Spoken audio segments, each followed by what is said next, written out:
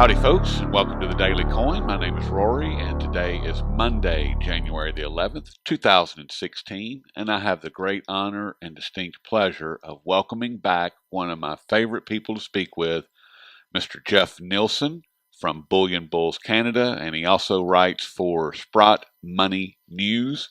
Jeff, how you doing today? Doing great, and it's always nice to get an invitation to come back. Well, I'm glad that you're here. We've got a lot to cover, so let's just get started. Sounds great. I've learned that Mr. Nielson is just a handful of credits away from being an actual economist, which I did not know, and I think that that's a very pertinent piece of information. And let me add that, because I'm a few credits away from my actual economics degree, nobody can accuse me of being an economist. That's right. You're the anti-economist. I'm not a member of that club. You are the anti-economist. India has been making a lot of noise recently with their gold grab, and they made an attempt to fool the people, the general populace of India, to turn in their gold for pieces of paper, and that went over like a lead balloon. So with the failed attempt there, I think they wound up with just under a pound of gold, or right at a pound of gold, out of 20,000 tons estimated, held by the general populace of India. And then so they turned their eye towards the temples in their most recent gold grab. And it appears that is failing miserably as well. And Jeff, you've been staying on top of this whole situation, and why don't you bring us up to speed with what's happening over there? Well, the gold deposit scheme, quote unquote, in other words, India's gold stealing scam, officially got launched around the beginning of, middle of November. And basically what happened at that time was we got an update after the first couple of weeks, and as you noted, there had been practically no gold deposited by Indians. And of course, there's a very good reason why this scam basically fell completely flat. And what it was that after a lot of dithering and obfuscating, the conspirators, which is basically India's government and the bankers, finally came out and released some details on how this scam was going to work. And the key line was in an article from Reuters, and it read that basically the deposited gold will be, quote unquote, auctioned off from time to time. And of course, this made the whole scam totally explicit. Indians will be depositing their gold, supposedly being held for safekeeping by their trusted government. They'll get paid paper interest on that gold. While the gold is supposedly being held on deposit, the conspirators are going to be selling it off. And then, of course, Indians will end up with paper interest, but no gold. And so once it became explicit to that degree, then any sort of greed impulse that might have been obscuring the view of Indians on this scam just disappeared. And of course, they had no interest at all in being fleeced in this matter. So right after that, then India's government released what it called some new incentives for the scam to supposedly entice its population into getting fleeced in this manner. And part of the incentives was that it announced that it wouldn't tax the interest that the chumps who participated in this scam were being paid. And of course, that was just hilarious because, as I just finished mentioning, what's happening is Indians are getting their gold stolen and ending up with a little bit of paper interest. And then we have the government saying, oh, yes, we're going to be really nice and we're not going to tax that paper interest. Well, and they thought that would be enough to get them to line up to be fleeced. And then, of course, the next 2 weeks rolled around and they ended up with another pound of gold out of the entire population. And it was at that point in time that India's government decided to send in the bankers. And that was exactly what it said in the Reuters article. They're going to send in the bankers to, quote unquote, nudge India's temples to quote unquote hand over their treasures. And at that point, I just couldn't help but laugh because, this is Reuters is writing this word for word, and they can't even talk about this scam without making it sound like a stick up. Exactly. And so, this is the whole point. These people are so corrupt and so evil that they can't even clearly see their own actions for what they are, and they genuinely seem to be mystified that Indians are not lining up to have their gold stolen in this manner. Yes, with a smile.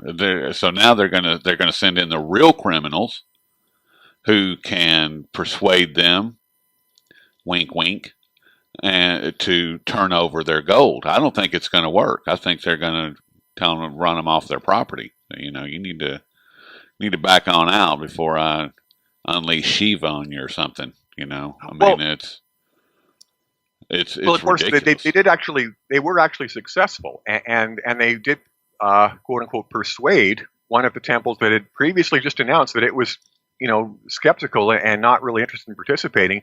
It convinced one of these temples one way or another to hand over 40 kilograms of gold. So that's basically 98% of the gold that they've harvested so far in this scam.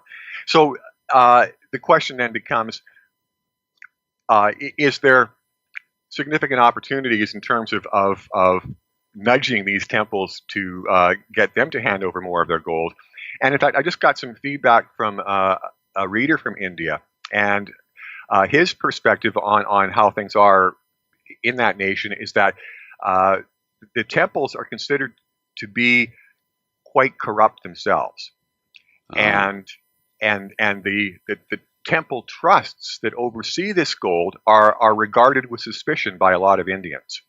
So there could in fact be some potential for squeezing more gold out of these temples. But of course, the thing then becomes, if they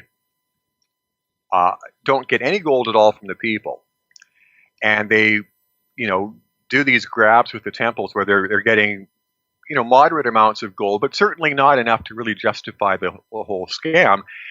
If anything, I would say that would doom the overall scheme even more, because then it would just be starkly illustrated to Indians that the people, of course, won't touch this, and the corrupt temples will, and that would become a stigma attached to this whole scam, which would likely prevent it from being successful at all with the people.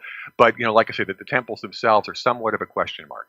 Well, and that raises a lot of questions. I mean, as far as if you've got a citizen on the ground in India saying, well, the temples are looked at with, they're not held in the highest of regard as far as the people that are overseeing these gold trusts, then maybe they're sending in the bankers to work with their buddies at the temples, and it's more of more collusion than anything, than persuasion. Well, let me qualify this. When I mentioned this comment I'd received from a reader about perceived corruption with India's temples, I don't think that there's generally any sort of working relationship between the temples and the banking crime syndicate, because the thing is I've been following the attempts by the one bank to liberate the gold from India for several years now, and the temples have long been a target of the bankers. So it's not like this was just the first attempt and they immediately got some gold, and they can probably walk up to another temple and get some more tomorrow. They've been trying to squeeze gold out of the temples for many years and have failed. Well, hopefully they will continue to fail. Yeah. So this is the thing. There's definitely an extra element of uncertainty here because of the fact that the temples are considered to be less than pristine in terms of their integrity, but at the same time, like I said, we have a long history of the temples still not being reluctant to turn over their gold to these even more corrupt institutions. Anybody that doesn't know and understand that the banking cabals are a criminal, corrupt organization is either blind or they have no clue. And I can't believe for a minute that the temples in India, who, like you've said, they've been dealing with these criminals for some time, which I would have to. I can see where that would be because they do have massive amounts of gold, where these bankers would have been approaching them for a number of years.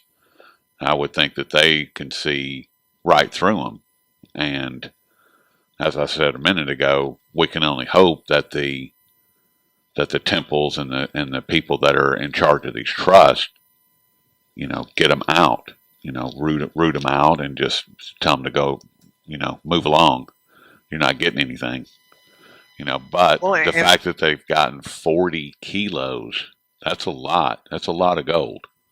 I well, mean, it's less than 100 pounds. So I mean, it's obviously compared to the next to nothing they've gotten out of the people, it's a significant amount, but it's still just a drop in the bucket in terms of the overall amount of gold within India. And so in percentage terms, that even including the 40 kilograms they got, I believe that the total amount of their haul to date is something like 0.0008%. yes. So this is the whole point. It's, obviously, if you or I had 40 kilograms of gold, that would be a lot of gold. But, out of the 20,000 tons in India, it's still basically just a drop in the bucket. So, it's, in some respects, things are very clear in that it's highly unlikely they're ever going to be able to squeeze any significant amount of gold out of the people here. But like I said, the temples themselves remain something of a question mark. And, it's just, I guess, kind of a trade-off between whether you think their corruptibility is going to win out or their lust for gold is going to win out, and they're not going to, allow themselves to be swindled any further. Well, I would think that their love for gold is going to win out because that relationship has been there for a very, very long time. But and I would think also, Jeff, that not only the people, just the man on the street in India, along with the directors or the people that are overseeing these trusts within the temples, I would think that they know what you and I know, which is that there is a supply crunch, that the mining industry is being gutted right now, and that 5 years from now there may not be any fresh new supply coming online, and so I would hope that some of the folks know this, and like I said, if you and I know it, and that's their job, and the general population of India has this, just this love of gold.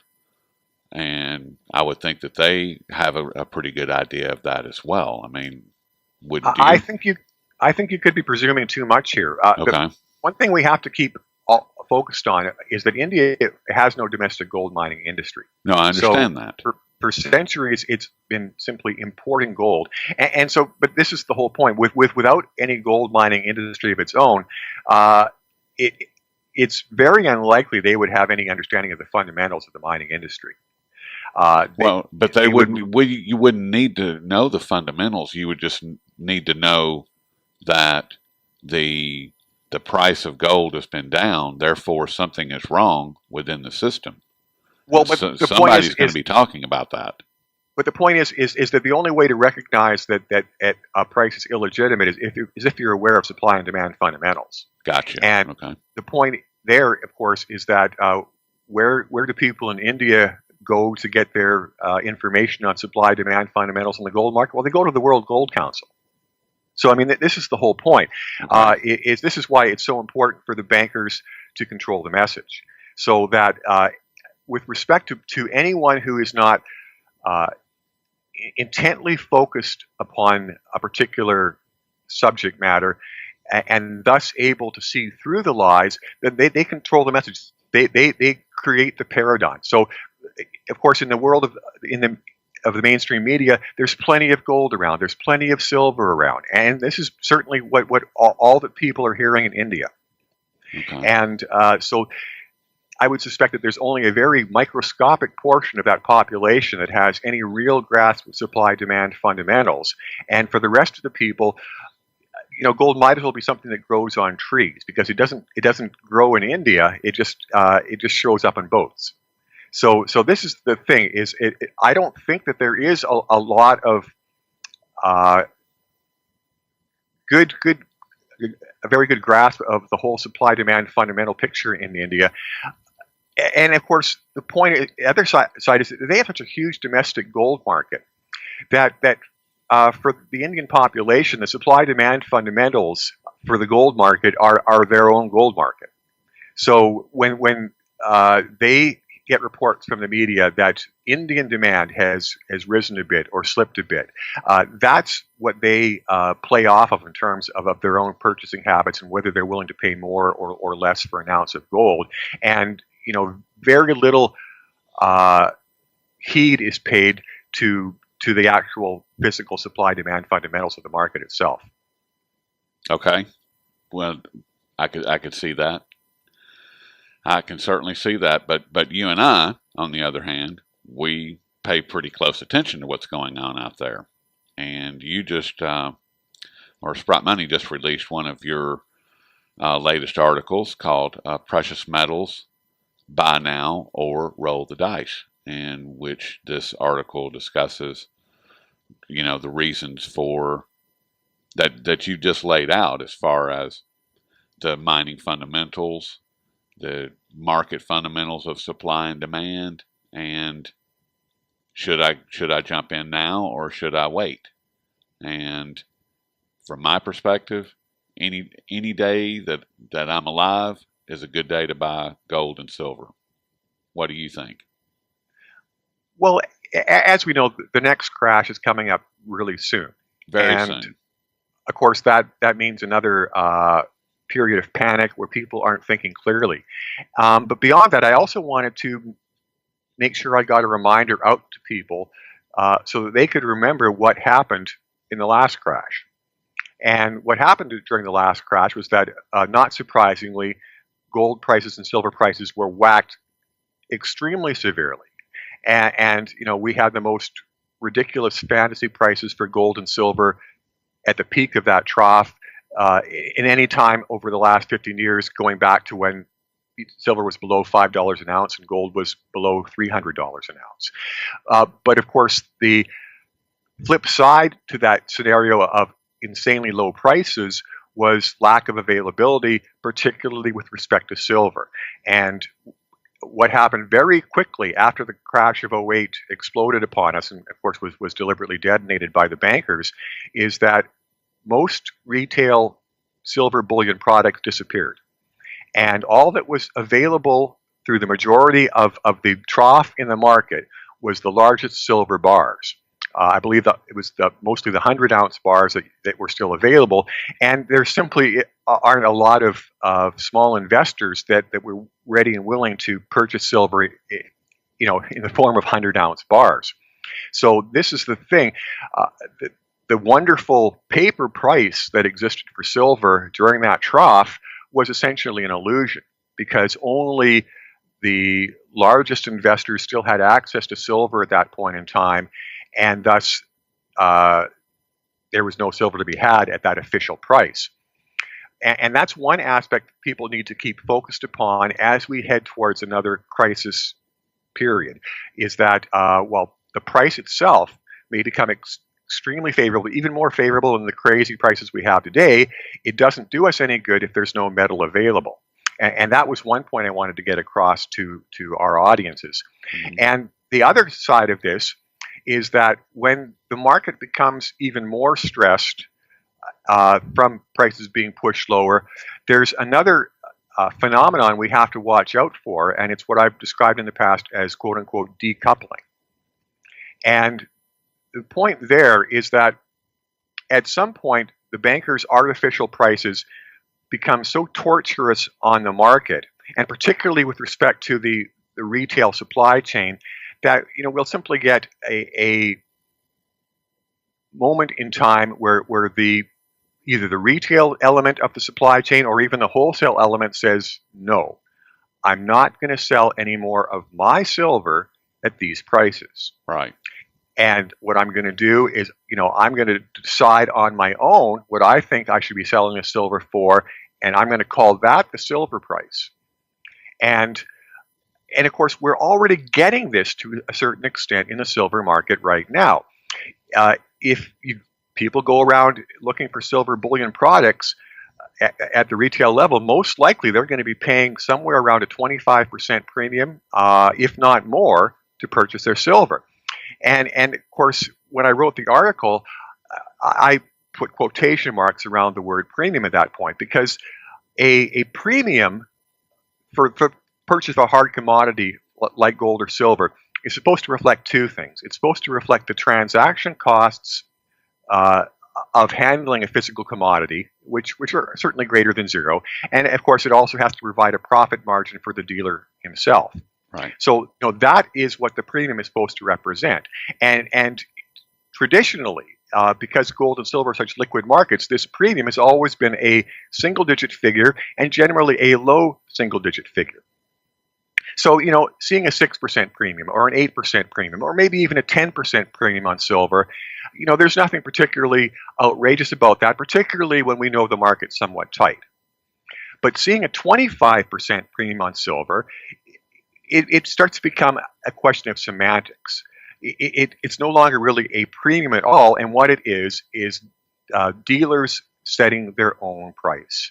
I'm not going to sell my silver at $14 an ounce US. I'm going to sell it at $18 an ounce US, or more. Plus whatever markup I put on top of that. Exactly. And so, this is basically no longer a matter of dealers adding premiums, but dealers creating their own prices, and that's what decoupling is all about. Is we have a phony paper market, we have the real world where there's a real physical market, and the participants in the physical market finally say, no, I won't do my transactions at this phony price anymore. I'm going to do my transactions at least someplace closer to a real world price. And of course, once decoupling starts, it can quickly become a phenomenon which the banksters have no means of interrupting, because they have very little direct control over the physical market. So if you don't have it, you need to get it, because as we have been saying for months and months and months, the mining industry is in trouble. You can look around and see that the supplies, you can go to APMEX or your favorite online dealer, SD Bullion or whoever, and they still have product. But just like you were saying, Jeff, let there be just the very slightest of change that is sustained, and watch how things change overnight. I mean, it's going to evaporate. And I was listening to an interview with Keith Neumeyer that Sean did with over at SGT Report, and Keith Neumeyer was saying that the retail, the little guys, you or myself, Sean, whoever, just the individuals here in the States, that they're all gone, but yet the products are still leaving the shelf, which leads him to believe that these are the big institutional buyers, they're the banking bullion banks, and that they're the really big, the big money is coming in, and that's what is driving the retail market at this point. What do you think about that? Well, that concludes part one of this interview with Jeff Nielson. If you'll click the screen where it says click here, then it'll take you straight to part two, and we certainly appreciate everybody being here.